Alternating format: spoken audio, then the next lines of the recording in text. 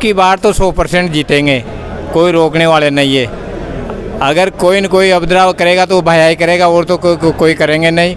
बाकी 100% देखो, जहाँ बीजेपी कांग्रेस सब एक तरह पर ही, इसने मतलब 40 दिन जेल में रिया, 15 दिन अनशन पर बैठा है।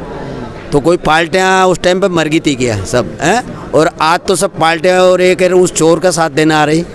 आजकल पब्लिक बेवकूफ़ नहीं, अंधी थोड़ी है, सब देख रही है। मोबाइल मीडिया को जमानो है, मोबाइल चला रहे हैं सब बच्चा बच्ची। तो कोई वहाँ क्या हो रहा है, वहाँ क्या हो रहा है। मतलब जब गरीब जनता के लिए वो आवाज़ उठाते हैं, जब उन्होंने उनकी जीव की आस छोड़ दी थी, मरने के लिए तैयार हो गए थे। अगर किसी पब्लिक अगर उनको सौगंध नहीं दिलाती तो वो वास्तव में मर जाते। जन की बात, जन की मन की बात, जनमानस राजस्थान पर आप सभी का हार्दिक स्वागत और अभिनंदन है। राजस्थान में अंता विधानसभा में उपचुनाव होने जा रहा है और अभी हम अंता में नरेश मीणा का जो प्रधान कार्यालय वहाँ पर हैं और नरेश के जो समर्थक हैं वो यहाँ पर बैठे हुए हैं। हम इसे जानेंगे कि क्या कुछ चुनावी माहौल है और कैसा चल रहा है, कहाँ से आए हैं और जिस क्षेत्र में जा रहे हैं तो कैसा इनको अनुभव हो रहा है या किस तरह की बात सुनने को मिल रही। सबसे पहले आप अपना परिचय दें, कहाँ से आए हैं क्या? मैं हूँ साहब, वैसे तो 12 जिला है। मेरा नाम है घासीलाल मीणा, आदिवासी जिला अध्यक्ष हूँ मैं। आदिवासी मीणा महासभा का जिला अध्यक्ष हूँ। गांव तो वैसे छिपावड़ोद के पास में नावदा साजी है। अच्छा। हाँ, तो जिला यही है मेरा। विधानसभा तो आपकी और हमारी एक ही, हम सब ये एक। अच्छा, तो ये बताइए, जब आप प्रचार के लिए गए हैं, क्षेत्र में घूमे हैं, हाँ घूमे, क्या लग रहा है इस बार? किस तरह से ये चुनाव, हर बार के चुनाव थोड़ा अलग लग रहा है या पहले जैसा ही लग रहा है? आपकी बार तो 100% जीतेंगे, कोई रोकने वाले नहीं है। अगर कोई न कोई उपद्रव करेगा तो भैया ही करेगा, और तो कोई करेंगे नहीं। बाकी 100% जीतेंगे। अच्छा, नरेश जी भाया के भ्रष्टाचार का मुद्दा बहुत जोर शोर से उठाते रहे हैं, तो क्या वो मुद्दा बन रहा है? लोगों में उसको लेकर क्या नाराजगी है? लोग क्या इस मुद्दे पर वोट देने को तैयार हैं? बिल्कुल तैयार है, लोग वाग मुद्दों पे बिल्कुल तैयार है देने के लिए। भाई मुद्दा भी वाजिब है ना, गलत तो है ही नहीं है। ये भी मान लो भैया ने भ्रष्टाचार करा, वो सबको याद है, सब दुनिया को याद है कि क्या किया क्या नहीं किया। तो वैसे 100% वोट तो पूरी जनता ने बना लिया मन के, बस वोट तो नरेश को ही देना बस। चलिए, हमारे बीच और भी समर्थक हैं, कार्यकर्ता हैं। आप कहाँ से? आप बुजुर्ग मतदाता हैं, कई चुनाव आपने देखे होंगे, तो आप इस चुनाव को किस तरह से अलग तरीके से देख रहे हैं? क्या हर बार जैसे होते थे उसी तरह हो रहा है या कुछ अलग है? नहीं, ये तो अलग ही तरीके से चुनाव है। जो मान लो क्या अलग नो मान लो कि जब एक तरफ तो मान लो जोर है भाया, हाँ, और ये नया आदमी आज नुमान लोग दिन रात मेहनत कर रहा है।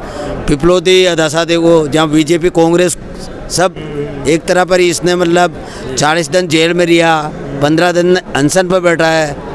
तो कोई पार्टियाँ उस टाइम पर मर गई थी क्या सब हैं? और आज तो सब पार्टियाँ और एक उस चोर का साथ देना आ रही।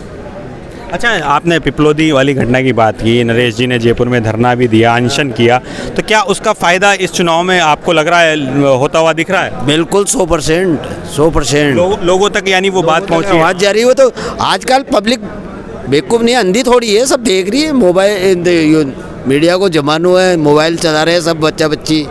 तो कोई वहाँ क्या हो रहा है, वहाँ क्या हो रहा है, तो सब। अच्छा, आप अपना परिचय दें, कहाँ से हैं? पहला मीणा देवरी बान।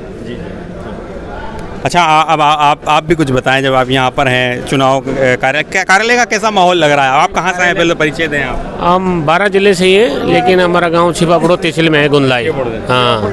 अच्छा, तो छिपावड़ो से हम शुरू करते हैं। छबड़ा पहला चुनाव छबड़ा से ही लड़ा और छिपावड़ो भी उसी छबड़ा विधानसभा में रही, तो क्या तब भी आप नरेश जी के साथ थे या अब आप? बिल्कुल साथ थे सर। हाँ, साथ है। तो क्या कमी रह गई वहाँ? नहीं, अब वो कमी तो जनता जनार्दन की कमी रह गई है, लेकिन उसमें क्या है कि वो जो पहला चुनाव था भाई साहब का, है ना, तो ये तीसरा चुनाव है। तो इसमें क्या है कि भाई साहब को जागृत हो गए, पब्लिक भी जागृत होगी कि भाई साहब क्या है क्या कुछ नहीं है। मतलब जब गरीब जनता के लिए वो आवाज़ उठाते हैं, जब उन्होंने उनकी जीव की आस छोड़ दी थी, मरने के लिए तैयार हो गए थे। अगर किसी पब्लिक अगर उनको सौगंध नहीं दिलाती तो वो वास्तव में मर जाते।